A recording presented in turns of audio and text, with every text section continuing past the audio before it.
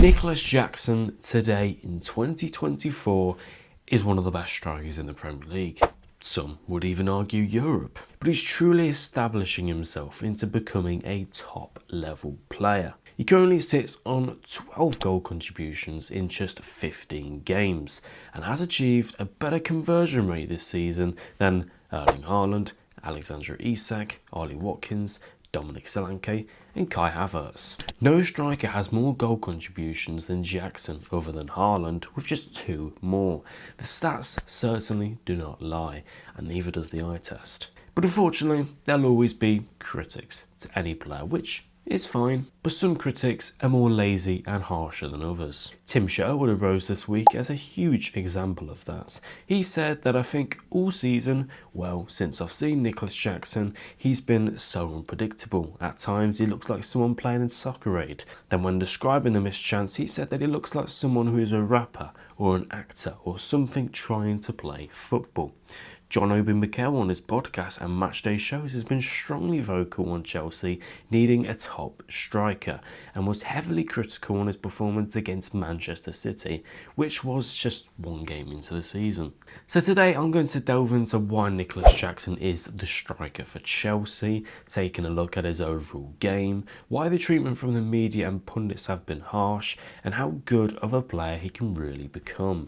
Let's go. So before joining Chelsea, he had nearly signed for Bournemouth. A fee of around 20 million was agreed in January of 2023. It looked all done, but the Cherries had backed out after a hamstring injury had come up on his medical tests, leading him to continue the season in Spain and instead make the move to London in the summer. In his first season in the Premier League and at Chelsea, in a very dysfunctional side, he scored 14 goals with 5 assists. Now that isn't bad at all. He scored 6 of these after AFCON, but it's important to note that this was his 2nd season in senior football. Anybody that watched him throughout the season could see himself and his confidence develop in a new league and a new country whilst playing for one of the biggest clubs in Europe. He missed chances, of course, but this wasn't and isn't because he was a bad player. It was purely down to a lack of experience, coaching, know-how and confidence in the final third. It was clear he had the ability, but he was young, raw, like a lot of Chelsea rivals since Todd Bowley's takeover.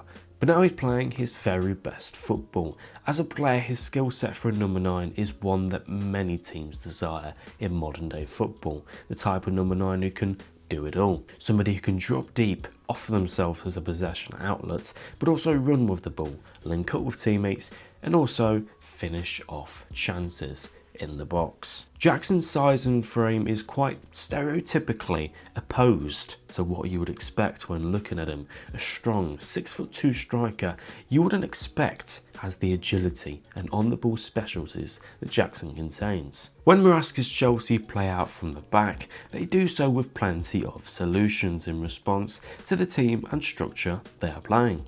And one of them is using Nicolas Jackson as an all-round and complete forward. Jackson often drops in deep to influence the play. This is very efficient for Chelsea as it's super progressive, allowing them to move over the pitch much quicker. But this wouldn't be possible without Jackson's turn of pace, physicality and control of the ball. When he's passed the ball here, he often brings the centre-back with him, who are looking to win the ball fast and with aggression. But Jackson isn't very easy to take the ball from here. He maximises the full use of his body by his ability to be unshook and unfazed by a player's aggression. They may grab onto him, stick their leg out, but ultimately, Jackson's strong but also fast. The way he turns with the ball is incredibly swift, silky, fluid, but done so quickly and with intent. Once he's turned his opponents, this is where space is found, which is great news for the likes of Cole Palmer, Noni Madueke, Pedro Neto, Jadon Sancho, etc, etc. He's commonly running alongside Cole Palmer, with whom he shares a great relationship with, as we know. Palmer is deadly and very present in the final third. He's dangerous in the half space, but also in behind. Jackson can find a forward pass beyond the defenders towards a runner brilliantly. The pass is always well weighted and usually doesn't take too long to execute it. He finds Palmer well, but the wide men just as well too, helping Chelsea's wingers maintain that level of intensity and drive forwards into the final third. To add to this quite common Chelsea sequence, his first touch is very nice, keeping it close to him and overall very secure with the ball at his feet.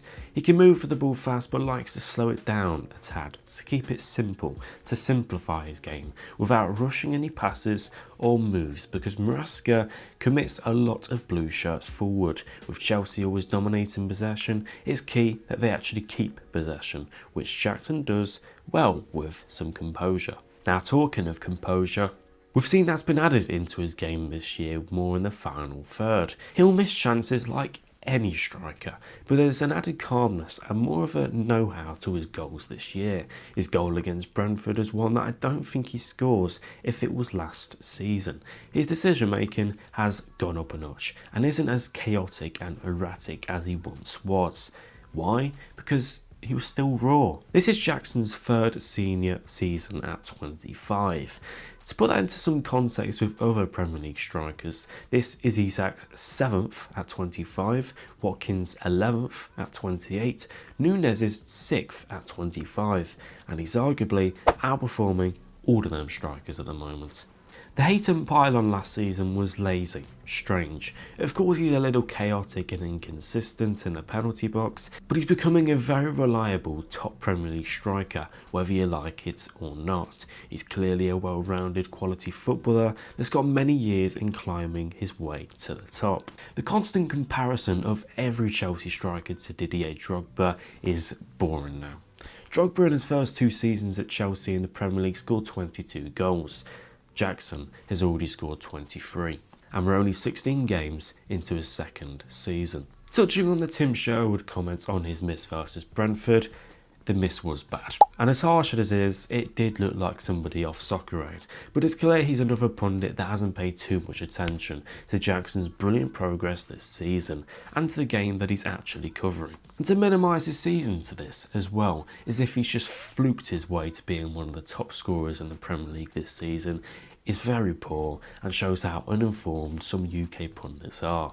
But if you're interested in more genuine and more informed analysis, it's best to look elsewhere, those who have genuinely gone through a level of research or time watching that player, such as Monday Night Football, where the level of presentation and analysis with Jamie Carragher, Dave Jones and the guest is top, along with the overlap breakdown, James Alcott and countless content creators you have here, Twitter and me if you enjoyed this video.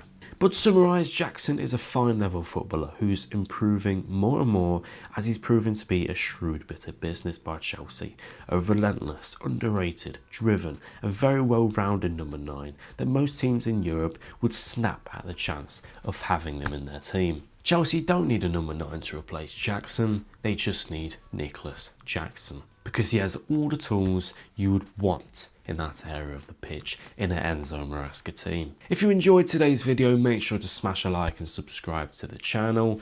Feel free to check out any other videos if you did enjoy this, and I'll see you guys next time.